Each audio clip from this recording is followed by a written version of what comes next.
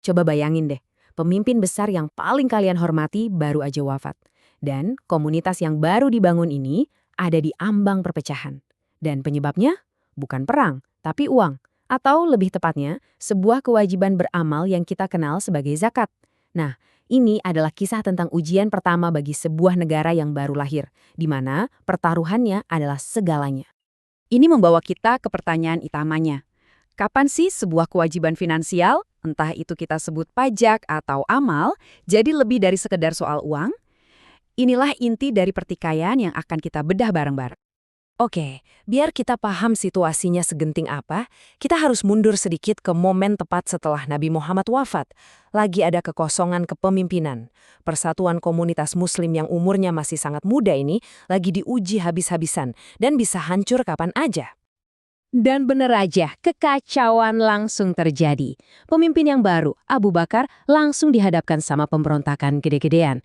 Tapi ini bukan pemberontakan bersenjata loh, ini pemberontakan finansial. Beberapa suku Arab serempak menolak buat bayar zakat. Nah, ini poin yang paling penting. Ini bukan pemberontakan politik biasa. Ini adalah krisis prinsip. Logika suku-suku ini tuh gini.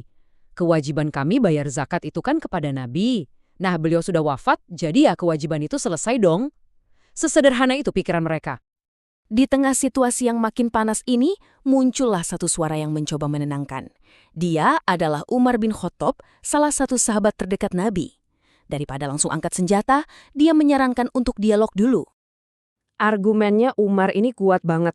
Dia mengutip langsung sabda Nabi yang intinya, siapapun yang mengucapkan La ilaha illallah, harta dan jiwanya terlindungi. Jadi menurut Umar, selama mereka masih muslim, kita nggak bisa memerangi mereka. Kelihatannya logis banget kan? Tapi, sikap hati-hati dari Umar ini langsung berhadapan dengan keyakinan yang kokoh banget dari sang khalifah baru, Abu Bakar. Dia melihat masalah ini dari sudut pandang yang sama sekali berbeda. Jawaban Abu Bakar ini tegas dan terus terang, bikin kaget. Demi Allah, aku akan perangi siapapun yang memisahkan antara sholat dan zakat. Wah, buat Abu Bakar, sholat dan zakat itu satu paket.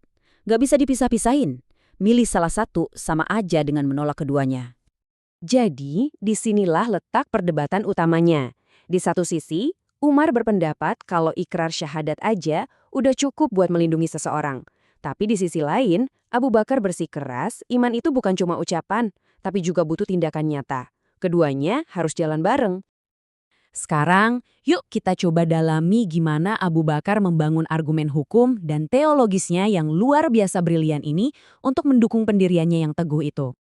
Nah, disinilah letak kecerdasan Abu Bakar. Dia balik lagi ke hadis yang dikutip Umar tadi, tapi dia menunjuk ke klausa pengecualian di akhir kalimat itu.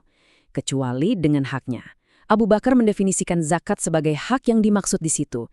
Jadi, menolak zakat itu sama saja dengan melanggar hak yang membuat perlindungan jiwa dan harta itu berlaku. Cerdas banget kan? Dan untuk menunjukkan betapa mutlaknya pendirian ini, Abu Bakar sampai bilang, kalau mereka menolak memberiku seutas tali saja, akan kuperangi mereka. Coba bayangin, ini sama sekali bukan soal jumlahnya. Ini murni soal prinsip.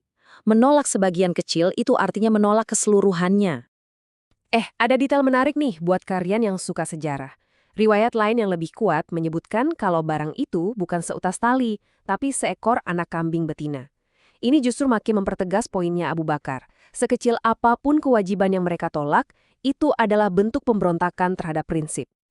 Oke, jadi dengan dua pandangan yang sama-sama kuat ini, gimana dong konflik ini berakhir? Dan apa dampaknya buat kita semua sampai hari ini? Nah, inilah momen puncaknya. Umar akhirnya menyadari kebenaran yang lebih dalam di balik argumen Abu Bakar. Ini bukan soal kalah debat ya, tapi ini adalah momen pencerahan. Umar melihat bahwa ketegasan Abu Bakar itu datang dari pemahaman yang dibimbing langsung oleh Allah. Jadi, inilah inti pelajarannya. Peristiwa ini meletakkan sebuah fondasi yang sangat-sangat penting, bahwa pilar-pilar utama Islam seperti sholat dan zakat itu adalah satu kesatuan yang utuh, yang nggak bisa ditawar-tawar lagi. Dan inilah yang pada akhirnya menjaga keutuhan negara Islam yang baru lahir. Peristiwa bersejarah ini ninggalin kita sebuah pertanyaan universal yang masih terus relevan sampai hari ini.